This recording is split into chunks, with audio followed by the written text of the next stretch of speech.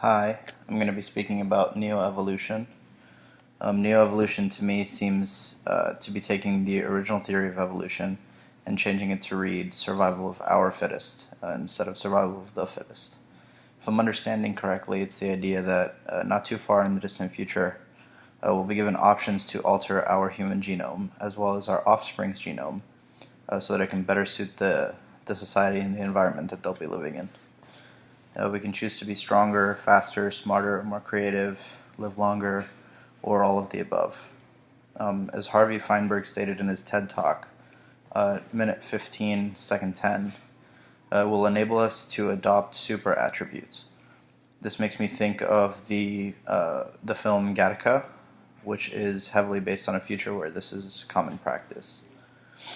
An example of technology that is altering human evolution is the house and all the commodities that come with it that we enjoy today, such as air condition, refrigerator, things like that, microwave, anything that really helps us survive against our environment that would normally maybe not be too favorable. For example, people living in Phoenix, Arizona probably wouldn't be able to do that if they didn't have air conditioning, housing, and all that stuff. The thing that I want to focus on, however, is modern medicine. Modern medicine is keeping us alive longer than we're meant to live, and keeping those alive who have a genome that might have been destined to die out. Potential benefits of this technology is that it keeps everyone alive for as long as possible. Nobody wants to die, so the demand for medicine to advance and help extend our lives is an extremely attractive one. There are very few people who believe that this is not the way the world is meant to be and are fine with everybody dying off and no medicine and all this stuff, but it's just extremely tiny population.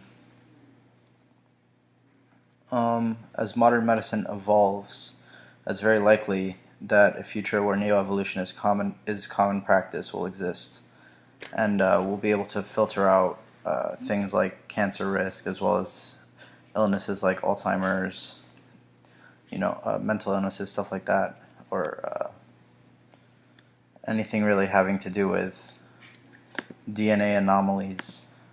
We'll be able to filter those out even before a child is born. One major potential drawback is that the longer people live, the faster our population will grow, and we're already kind of running out of places to put everyone. There are very few people who would prefer to live in North Dakota or Montana or super low pop areas. So high population cities, which are already rapidly growing, will continue growing, and it's going to reach a certain point where it can't fit everybody.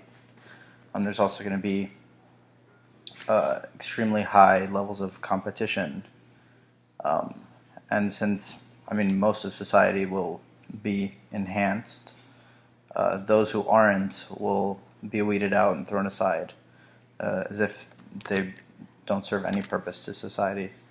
That could be a major drawback. One moral and ethical implication of neoevolution is that we need to be careful not to go too far when toying with nature. We're already destroying the environment and the planet, so if we're not careful, we're going to have a serious problem to address when overpopulation and climate change begin killing mass amounts of people. Should we continue pursuing this technology is a hard question to answer. My opinion is a mixture of yes and no. It would be great to live in a world free of illness and disease, but that's not really the way the world was meant to be.